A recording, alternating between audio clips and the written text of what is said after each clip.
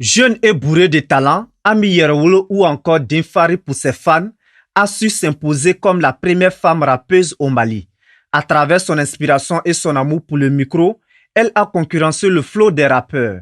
Malgré sa licence en finance et comptabilité, la rappeuse a opté pour le rap. Luka Production. Moi, je ne m'attendais pas à être rappeuse parce que je ne viens pas d'une famille où on fait de la musique. Mais bon, je me suis retrouvée dans ça et j'ai jamais pris de cours de rap. J'ai jamais été voir quelqu'un pour écrire un texte. Elle n'a pas eu de parents qui ont fait de la musique sa profession. Petit à petit, Dinfari s'est vue devenir une superstar. Depuis au lycée, je faisais des freestyles au lycée, mais ça, c'était pas encore sérieux. C'est vers 2009 que j'ai pris ça au sérieux et mon premier album, il est sorti en 2014. Donc, et depuis la sortie de mon premier album, je me suis dit, je pense que ça, c'est ma destinée, c'est pour ça que je suis là sur Terre et je suis faite pour ça. J'ai été critiquée, indexée, insultée, sabotée, rabaissée, parfois même décriée. Au Mali, les femmes rappeuses sont vues d'un mauvais œil. Cette société ne tolère pas certains comportements à l'endroit de la femme. Je suis venue dans ce secteur. Nous, les femmes, jusqu'à aujourd'hui, il y a certains spectacles.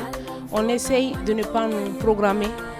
Parfois, certains nous ridiculisent et certaines personnes profitent même de l'aspect physique qu'on représente. Par exemple, moi, la façade que je représente, certaines personnes profitent juste de cette façade-là pour nous détester. Un des combats menés par la pionnière du rap malien a été et demeure la défense de la cause des femmes rappeuses.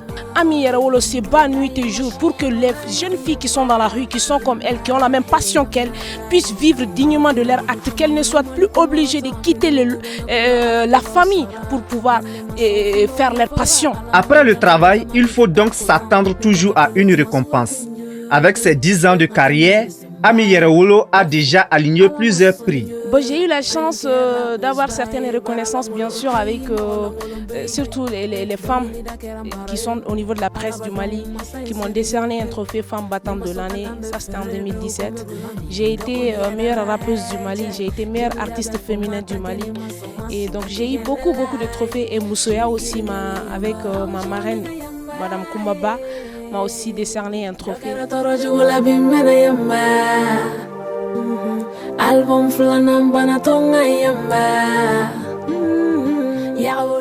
Tout ne semble pas rose chez la rappeuse.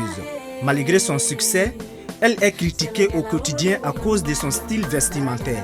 Au Mali, quand vous allez demander aux gens, c'est qui Ami Yerawolo? On va juste vous dire, ah, c'est une rappeuse et puis elle s'habille en garçon manqué, point. Les gens pensent que non, juste parce que je m'habille en garçon manqué, je suis une délinquante, je suis une moins que rien. Alors que Ami Yerawolo a 10 ans de carrière, Ami Yerawolo a 2 albums au marché. Ami Yerawolo est parti représenter dignement le Mali plusieurs fois dans la sous-région, à l'international. En dépit de ces critiques, il faut aussi ajouter les difficultés de la vie qui n'épargnent personne. Et je me suis toujours battue pour payer mes loyers, payer à manger, avoir tout ce que... Et je me suis toujours battue pour ne pas que... On dise, Ami Yerawolo, elle a commencé hier, elle a arrêté aujourd'hui. Même si je n'avais pas les moyens d'aller au studio, je travaillais à côté parallèlement. Je faisais des petits jobs pour pouvoir payer mes séances studio, pour pouvoir faire mes vidéoclips, pour pouvoir être là où les autres artistes sont. Les difficultés, il y en a toujours. Pour la défense de la cause des rappeuses, Ami Yerawolo reste déterminée. Raison pour laquelle elle a initié le festival Le Mali a des rappeuses qui est à sa 4e édition.